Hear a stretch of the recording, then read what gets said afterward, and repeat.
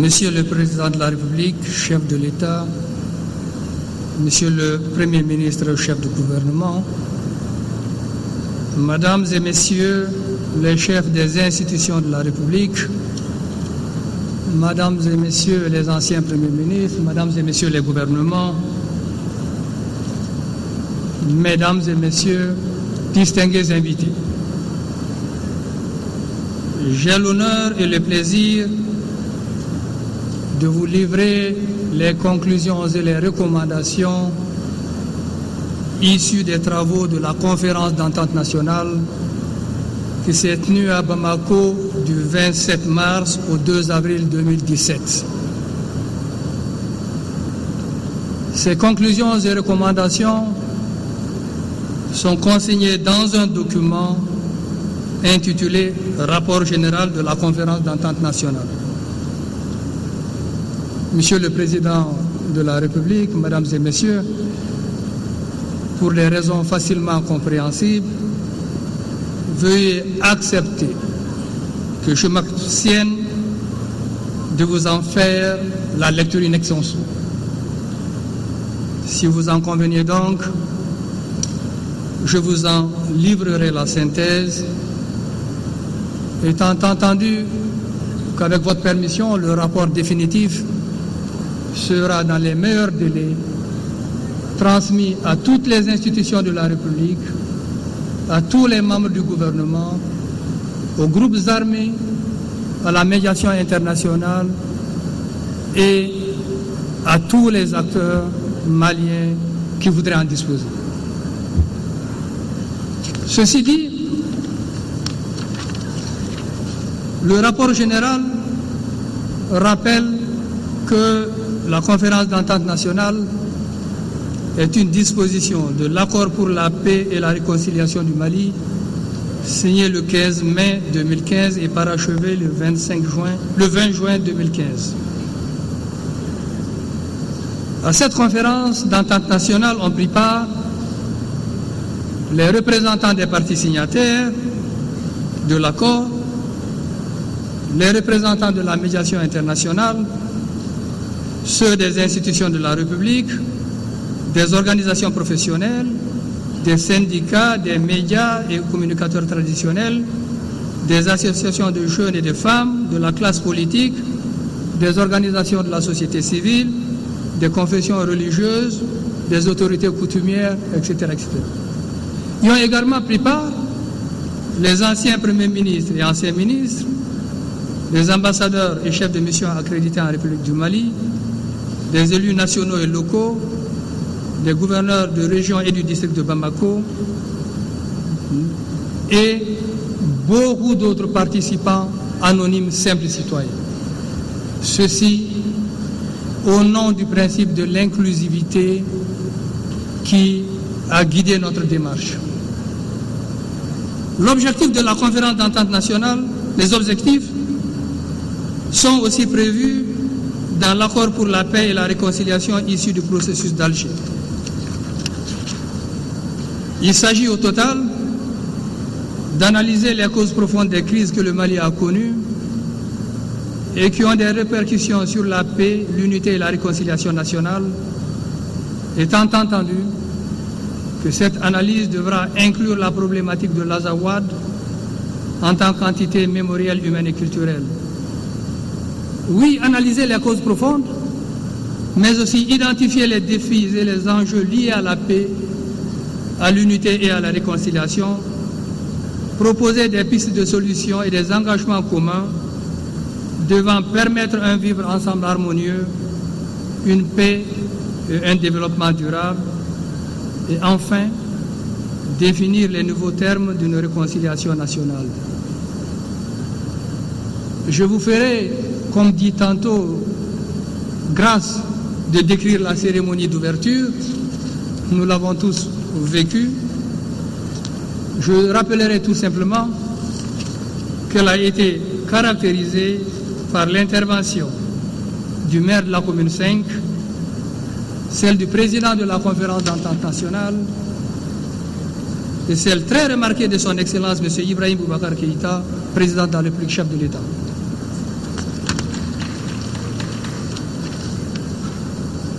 En ce qui concerne le déroulement des travaux, ils se sont déroulés en session plénière et en travaux de groupe. La session plénière a, comme il est de coutume, mis en place un bureau dont je vais rappeler les membres ici, avec le président Baba Akib Aïdara. Il y avait 7 vice-présidents, un vice-président représentant le gouvernement, il s'agit du ministre Mohamed El Mokhtar, un vice-président représentant l'ASEMA, M. Mahmoud Ould Mohamed, un vice-président représentant la plateforme Maître Aruna Touré, un vice-président représentant la société civile, M. Bouraïma Allaï Touré, un vice-président représentant les confessions religieuses, M. Mahamoudou Diko, une vice-présidente représentant les associations de femmes, Maître Saran Keita Diakité, un vice-président représentant les jeunes, M. Suleiman Satigui Sidibé. Le mandat de rapporteur général étant exercé par moi-même. Au démarrage de ces travaux, la conférence a entendu les termes de référence qui lui ont été proposés, a adopté les termes de référence ainsi que son règlement intérieur. La conférence, qui a enregistré beaucoup de débats, a aussi entendu beaucoup de contributions, que ce soit des contributions verbales ou des contributions écrites. Je vais juste en citer quelques-unes. Il s'agit des contributions de la coordination des mouvements de l'Azawad, celle du président du Haut Conseil islamique, de Monsieur le ministre de la Justice garde des Sceaux, de Monsieur Abdoulaye Idrissa Maïga, ministre de la Défense et des Forces armées, du Haut Conseil des Maliens de l'extérieur, du Conseil supérieur de la diaspora malienne, mais la conférence a aussi entendu des exposés sur les consultations qui ont eu lieu tant au niveau des régions qu'à celui du district de Bamako. Et pendant même que se déroulait la conférence, les concertations de Kidal et de Anefis ont pu avoir lieu et les rapports de ces consultations ont été versés au dossier. Je disais donc exposer des consultations régionales et du district de Bamako, mais des consultations qui ont eu lieu aussi avec les associations féminines, les organisations de jeunesse. Il y a eu aussi une communication du réseau des communicateurs traditionnels, une communication des réfugiés maliens au Burkina, au Niger et en Mauritanie, une contribution des forces armées et de sécurité, une contribution du chef de file de l'opposition politique, une contribution des mouvements de résistance civile, associations affiliées de Gao, une contribution du Conseil national de la société civile, une contribution des femmes de l'Azawad, une contribution du Forum des organisations de la société civile au Mali et une contribution de la coordination nationale du réseau des jeunes patriotes du Mali pour la paix et le développement au Mali.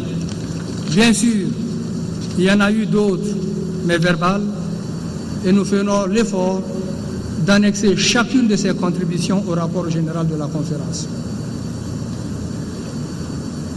Les travaux de groupe et les débats qui ont eu lieu en session plénière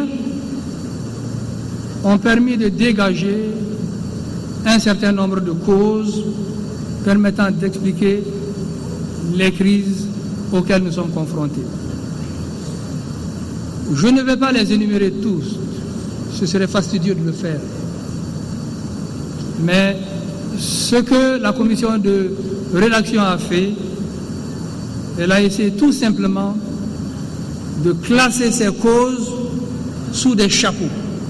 Je vais donc parler des chapeaux et essayer de porter à vos connaissances quelques-unes des causes qui s'inscrivent dans ces chapeaux. Quelques-unes seulement, celles qui sont le plus souvent revenues dans les débats.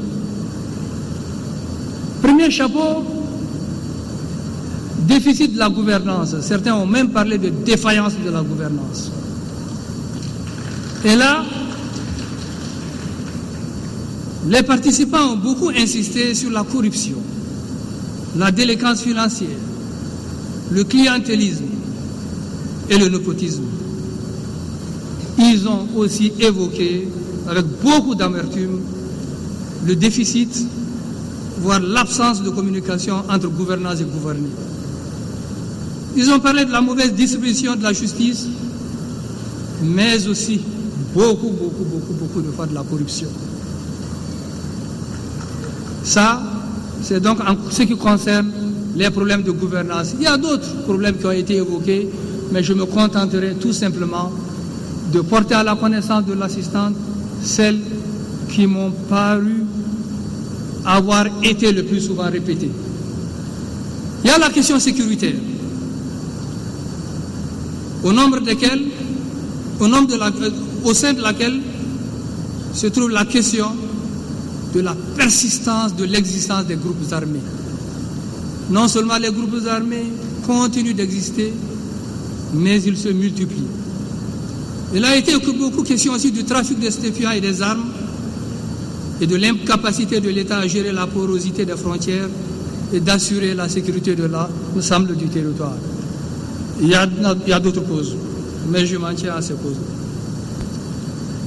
La question de la gestion des diversités et de l'exclusion a aussi été évoquée comme étant un problème majeur.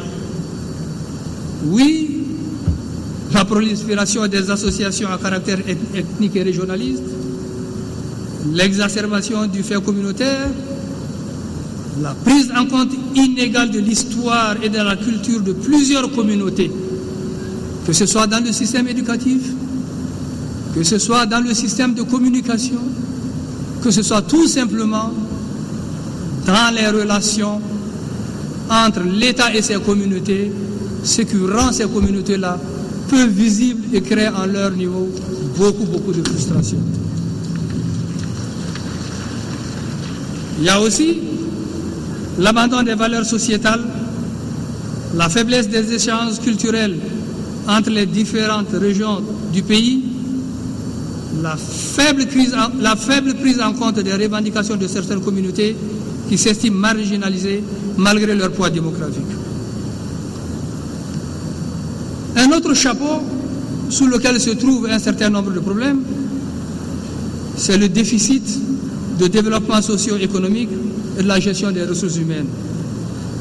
La question du développement inégal des régions, la problématique de l'emploi des jeunes, l'insuffisance des services sociaux de base, la mauvaise répartition de la richesse nationale ont été évoqués par plusieurs participants à la conférence d'entente nationale. Bien sûr, il y en a d'autres, comme je le disais tantôt. Il y a aussi l'effritement des valeurs sociétales et du sens civique.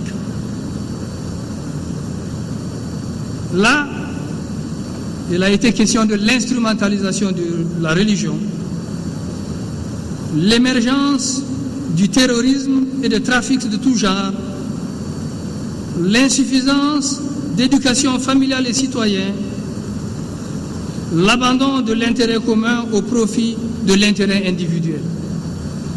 Voici quelques causes que les rapporteurs ont placées sous le chapeau effritement des valeurs sociétales et du sens civique. Comme je me le disais tantôt, il y en a d'autres, mais pour des raisons que j'ai évoquées tantôt, nous n'allons pas les énumérer toutes. Il y a enfin l'insuffisance du niveau de mise en œuvre des accords de paix précédents et de leur suivi-évaluation. Il a été question de la fiable mise en œuvre des engagements, mais il a été évoqué à ce niveau aussi l'insuffisante compréhension et donc la faible adhésion de la population à l'accord pour la paix et la réconciliation au Mali. Voici synthétisées, Monsieur le Président, les causes qui ont été portées à la connaissance de la commission de rédaction. Mais il y en a beaucoup d'autres, mais vraiment synthétisées. La conférence a aussi évoqué la question de l'Azawad, sans tabou, quelquefois avec passion, mais avec beaucoup de tolérance et avec beaucoup de volonté d'aller de l'avant. Et c'était ça le plus important. Alors, ce qui est ressorti des débats, c'est que, le terme de l'Azawad ne renvoie plus à un projet politique.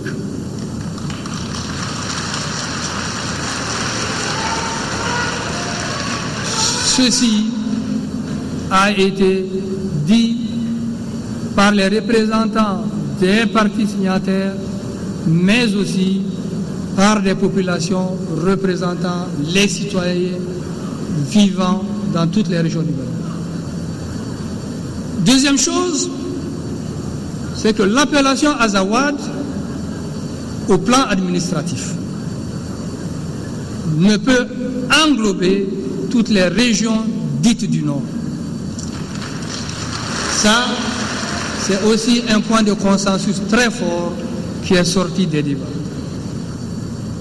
Par contre, la conférence a reconnu que l'appellation Azawad recouvre une réalité socio-culturelle, mémorielle et symbolique partagée par certaines populations du nord du Mali et que leur point de vue mérite d'être respecté.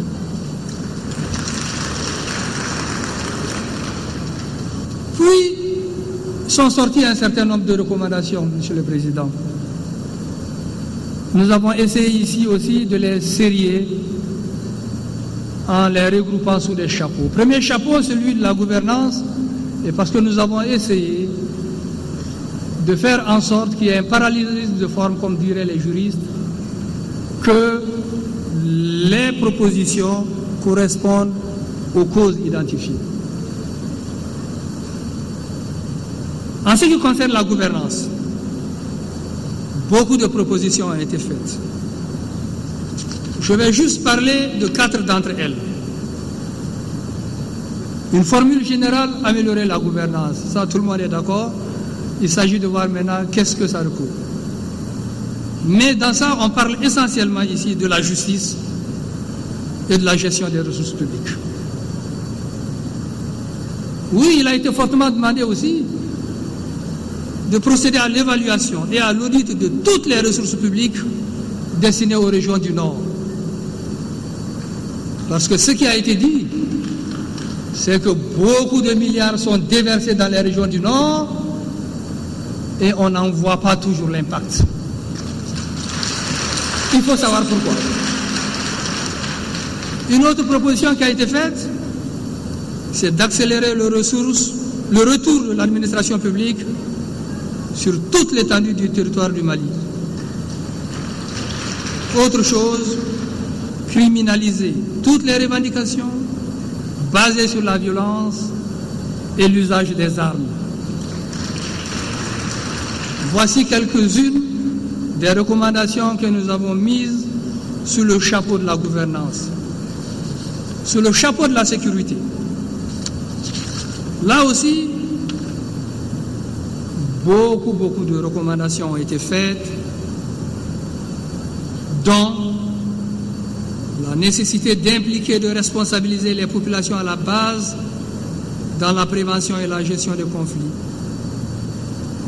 la nécessité de réconcilier les forces armées de sécurité et d'encourager le pardon mutuel pour plus d'unité et d'efficacité dans la mission régalienne de défense et de sécurité, accélérer le processus de désarmement et la réinsertion des ex-combattants dans les meilleurs délais, dépolitiser et reconstruire les forces de défense et de sécurité et assurer leur redéploiement sur l'ensemble du territoire national. Redéployer l'armée reconstituée. Là, nos partenaires signataires, les mouvements principalement, ont beaucoup insisté sur le mot reconstituer, redéployer l'armée reconstituée pour la sécurisation des personnes et des biens. Il y en a beaucoup d'autres, mais je m'en tiendrai à ces propositions, à ces recommandations. Sur la question portant sur la gestion des diversités et la lutte contre les formes d'exclusion, au nombre des propositions de recommandations formulées, il y a la nécessité d'intensifier les échanges culturels entre le Nord et le Sud, entre le Nord et le reste du territoire national, compte tenu de l'important rôle de la culture dans le développement afin de bénéficier au maximum des apports de nos communautés. Élaborer une nouvelle charte pastorale pour tenir compte des problèmes évoqués au centre du Mali. Là, c'est une recommandation très forte mise sur la table par nos frères et sœurs venus du centre du Mali. Promouvoir les autorités traditionnelles en laissant à chaque fraction, village ou quartier, le libre choix de s'autogérer, car au Mali, il n'existe ni canton ni tribu. La féodalité et l'oligarchie sont bannies de la République. Il ne saurait donc y avoir de suprématie d'une communauté sur d'autres. Voici un point qui a donné lieu à des débats très nourris au sein des commissions et qui a été adopté par la plénière. Pour passer maintenant à la question du développement socio-économique et la gestion des ressources naturelles, ce dont il a été question concerne entre autres l'amélioration de l'accès des populations aux services publics de base, à savoir l'éducation, la santé, la sécurité alimentaire, les infrastructures de transport, etc. L'implication des associations et organisations des victimes des différentes crises dans le processus de la réconciliation nationale. Le soutien apporter un soutien à la réinsertion socio-professionnelle des victimes, réduire les écarts de développement entre les régions par des projets structurants et la création de sociétés industrielles et des unités de petites et moyennes entreprises. Mais aussi il a été question de soutenir l'émergence du secteur privé dans les régions défavorisées. En ce qui concerne la promotion des valeurs sociétales et du sens civique, là aussi, une vingtaine de recommandations ont été faites, au nombre desquelles il a été question de promouvoir la prise d'engagement sur les valeurs communes et les codes de conduite qui doivent sous-tendre les actions à mettre en œuvre. Il s'agit notamment de promouvoir les valeurs de liberté pour tous les Maliens, la libre circulation des personnes et des biens sur toute l'étendue du territoire national, la promotion des valeurs du travail, de justice et d'équité. Il a été aussi question d'utiliser le génie malien en recourant aux canaux et mécanismes traditionnels de prévention et de règlement de conflits, en renforçant le rôle des chefferies traditionnelles, des religieux et des communicateurs traditionnels dans le processus de réconciliation nationale. Prendre en compte des valeurs et des dimensions culturelles dans toutes les régions du Mali a aussi été proposé. Renforcer la cellule familiale, enseigner l'éducation civique et morale dans les écoles pour susciter le respect des impôts de la République, à savoir le drapeau national, la devise du pays et l'hymne national. Voici quelques-unes des propositions qui ont été faites. En ce qui concerne la paix et la réconciliation nationale, il a été proposé d'instaurer une journée de réconciliation et de pardon au Mali, au cours de laquelle Monsieur le Président de la République, chef de l'État,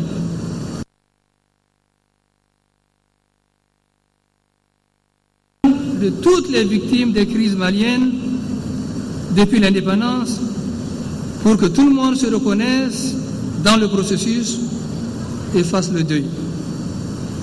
Accélérer la mise en œuvre des dispositions de l'accord pour la paix et la réconciliation au Mali issu du processus d'Alger, élaborer un système de communication, d'information et de sensibilisation sur le dit accord, prendre en compte dans la révision de la Constitution toutes les dispositions de l'accord à portée nationale, négocier avec les belligérants du centre, et ça a même été précisé, en l'occurrence Ahmadou Koufa, tout en préservant le caractère laïque de l'État.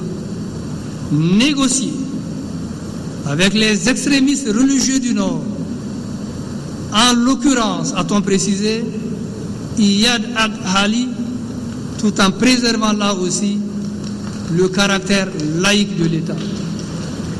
Bannir toutes sortes d'amalgames, de discrimination et de stigmatisation, réconcilier tous les fils du pays, en clair ici, la parenthèse le dit, dont les frères Imrad et Iforas, pour résoudre le problème de Kidal et du centre du Mali, dans les régions de Mopti et de Ségou, avant de finaliser la charte pour la paix, l'unité et la réconciliation nationale. Voici les recommandations placées sous ce chapeau, quelques-unes des recommandations placées sous ce chapeau. À ces recommandations d'ordre général s'ajoutent, Monsieur le Président, quelques recommandations spécifiques. La première se rapporte à l'Azawad. La recommandation est celle-là.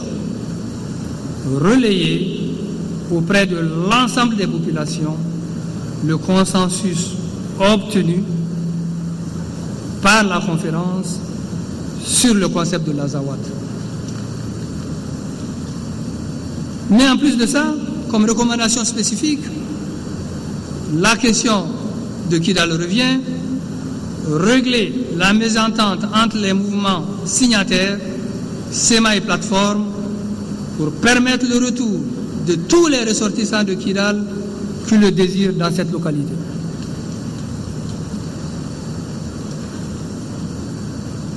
Autre recommandation spécifique, assurer le retour effectif et dans les meilleurs délais de l'État malien avec ses symboles dans toute la partie septentrionale du Mali et dans le delta central.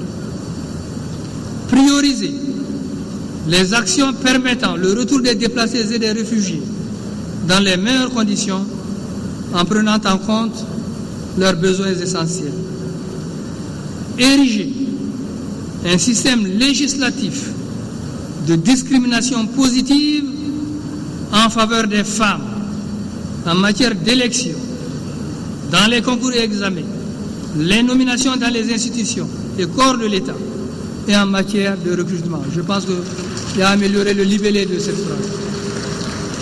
La même recommandation a été formulée en faveur des personnes handicapées, puisqu'elle est ainsi libellée, ériger un système législatif de discrimination positive en faveur des personnes vivant avec un handicap en matière d'élection dans les concours et examens, dans les nominations, dans les institutions et au corps de l'État.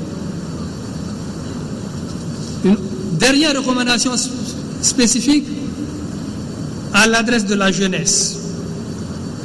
Compte tenu du taux de chômage élevé chez les jeunes, une discrimination positive en faveur de cette composante de la nation doit être adoptée en matière de recrutement, de nomination dans les services publics de l'État, en matière de concours et d'examen et d'élection, mais aussi dans les forces armées et de sécurité. Telles sont, mesdames et messieurs, les principales causes identifiées par la conférence d'entente nationale et les principales recommandations formulées par elle. Et là, en plus de ceci, adresser une motion de remerciement à la médiation internationale chargée du suivi de la mise en œuvre de l'appel de l'accord pour la paix et la réconciliation nationale issu du processus d'Alger. Si vous me permettez, je vais la lire, cette motion de remerciement. Considérant l'accord pour la paix et la réconciliation issu du processus d'Alger, considérant l'engagement de la médiation internationale dans le suivi de la mise en œuvre correcte du dit accord, la conférence remercie la médiation internationale pour son accompagnement. Fait à Bamako le 2 avril 2017, la conférence.